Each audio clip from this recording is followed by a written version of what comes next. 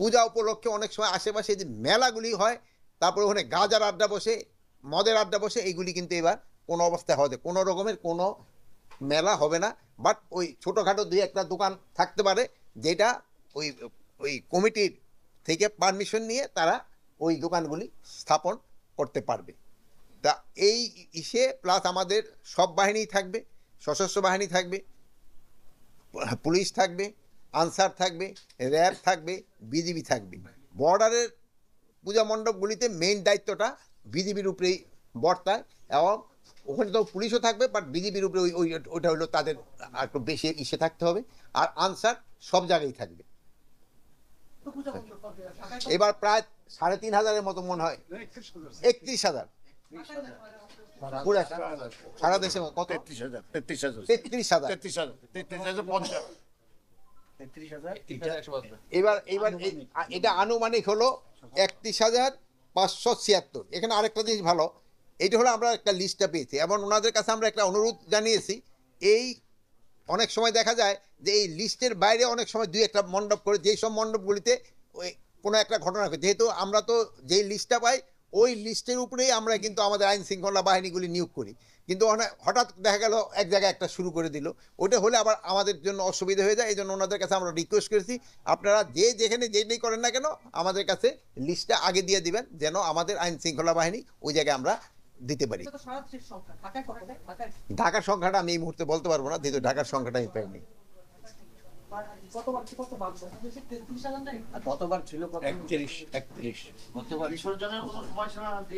বিসর্জনের সময়সীমা দেওয়া হয়েছে 7টার আগেই, যেন বিসর্জনটা শেষ করতে পারি। সবাই ক্ষেত্রে আমরা একই ইনস্ট্রাকশন দিয়েছি, সন্ধ্যা 7টার আগে। গ্রামগঞ্জে কিন্তু বিসর্জন একটু আগে দিয়ে ফেলে, ঢাকা অনেক সময় হয়, ঢাকায় একটা লাইন করে দিয়ে দিতে হবে, এবং তারপরে কে দিবে ওইটার ব্যবস্থা করা। আমার মনে হ্যাঁ,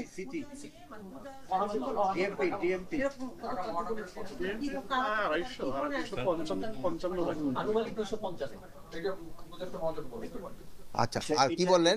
এইটা দিবেন নাকি? দেখেন এইটা ডিএমপিটা তো সবই আনুমানিক 255। ও, এখানে একটা সংখ্যা আমরা পেয়েছি, এটা সব সংখ্যাটা কিন্তু আনুমানিক। এখানে আছে ডিএমপিতে আছে 255, সিএমপিতে মানে চিটাগাংয়ে আছে 276, আরএমপিতে আছে 103, কেএমপিতে আছে 116, বিএমপিতে আছে 87, এসএমপিতে আছে 156, জিএমপিতে আছে 120, আরএমপিতে আছে 150, টোটাল হলো 1270। তারপরে এটা হলো মেট্রোপলিটন এলাকা। রেঞ্জ এলাকায় আছে, ঢাকা রেঞ্জে আছে হলো 7136, চিটাগাং রেঞ্জে আছে 4288, রাজশাহী রেঞ্জে আছে 3460, সিলেট রেঞ্জে আছে 2480, তারপরে খুলনা রেঞ্জে আছে হলো 4534, তারপরে রংপুর রেঞ্জে আছে 5175, তারপরে বরিশাল রেঞ্জে আছে 1614, ময়মনসিংহ রেঞ্জে আছে 1599। এটা হলো টোটাল সম্ভাব্য সংখ্যা হলো 31,576। আমরা অ্যাপ্রক্সিমেট বলছিলাম, এখানে আছে সারা দেশে প্রায় আমাদের এখানে 32,666টা। আর এটা এই জন্য হলো কি, পুরা ফিগারটা কিন্তু এখনো কারেক্ট হবে না, এটা সবকটা আনুমানিক ফিগার। আপনারা নিউজে বলতে পারেন অ্যাপ্রক্সিমেট 33,000, অ্যাপ্রক্সিমেট 33,000, যেহেতু আমরা সবকটা লিস্ট বলতে এখনো পাইনি, আবার হয়তো অন্য জায়গায় দুই একটা আপডেট হবে।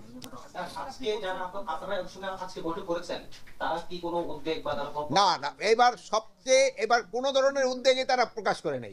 অন্যান্যবার কিন্তু তারা দুই একটা উদ্বেগ প্রকাশ, এই জন্য তাদের দুই একজনটা রাখলে আমার মনে ভালো তো আছে কিনা, হ্যাঁ চলে গেছে। এবার কিন্তু তারা কোনো উদ্বেগ প্রকাশ করে নাই। এবারও তারা বলছে যে গতবারও শান্তিপূর্ণভাবে, এবার আরো শান্তিপূর্ণভাবে হবে।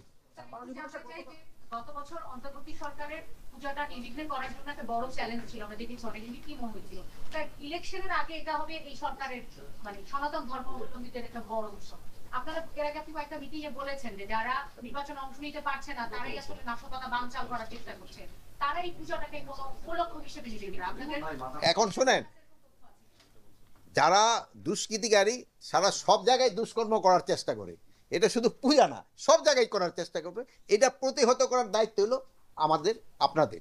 আমরা সবাই মিলে এটারে প্রতিহত করব। আচ্ছা, এইবার 33,000 পূজা মণ্ডপে কি পরিমাণ আইন শৃঙ্খলা বাহিনীর সদস্য নিয়োজিত থাকবেন অনুমান, মানে আনুমানিক? আমাদের শুধু অন্যান্য বাহিনীগুলি তো আমরা এখন পর্যন্ত ক্যালকুলেট করিনি। এটা ক্যালকুলেট করতে প্রায় আনসার প্রায় 3 লাখের মতো, প্রায় আনসারই থাকবে 3 লাখের মতো, এবং অন্যান্য বাহিনীগুলি তো স্ট্যাটিক ফোর্স হিসাবে থাকবে। আর 2-1টা মণ্ডপে, কিছু মণ্ডপে আমাদের পুলিশও পার্মানেন্ট থাকবে। মাননীয় আনুমানিক মানে একটু আনুমানিক সংখ্যাটা আমি যেহেতুই করি না, যেহেতু সব বাহিনী থেকে আমরা ওই লিস্টটা এখনো নেইনি। না, মাননীয় উপদেষ্টা, একটা বিষয় হলো যে পূজা শুরুর আগে যেখানে নাকি প্রতিমা বানানো হয়, দেখা যায় যে ওই সময় কিন্তু অনেক প্রতিমা ভাঙচুর হয়, এরকম অনেক গতবারও হয়েছে, অতীতেও হয়েছে। তাই সেই ব্যাপারে আপনারা কোনো পদক্ষেপ নিয়েছেন? আমাদের প্রিভেন্টিভ কোনো আমগো প্রিভেন্টিভ তো শুরু হয়ে গেছে, আমাদের প্রিভেন্টিভ তো শুরু হয়ে গেছে।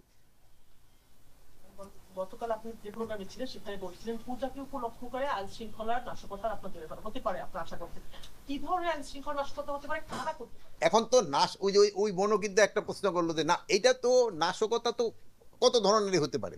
এই যে এই ভাই কিন্তু বলছে যে কি একটা নাশকতা হতে পারে, যে আগে থেকে মণ্ডপ বানানোর সময় হয়তো কেউ ভাঙাচুরা করতে পারে, এই ধরনের একটা নাশকতা হতে পারে। এটা আপনি এই ধরনের তথ্য আপনাদের কাছে আছে, কারা করতে পারবে, এটা কাদের আপনারা? এটা আপনি তো বললেন যে দুষ্কৃতিকারীরা করতে পারে। এই দুষ্কৃতিকারী বলতে আপনার কি দুষ্কৃতিকারী তো আমি কাউরে আইডেন্টিফাই, যে দুষ্কৃতিকারী তার তো আমি আইনের আওতায় নিয়ে আসতেছি। দুষ্কৃতিকারী তো কোনো দল মত বা কোনো পার্টি নেই।